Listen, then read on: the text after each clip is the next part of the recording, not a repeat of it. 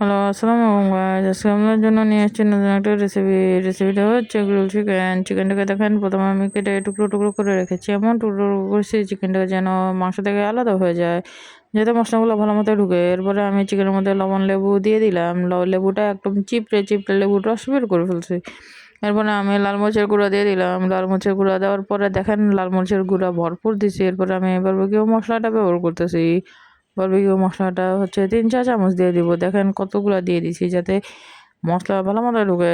মশলা দেওয়ার পরে এরকম করে আমি দিচ্ছি গরম মশলা গুঁড়াও দিয়ে দিলাম 1 চা চামচ। এরপরে দিচ্ছি জিরা গুঁড়া।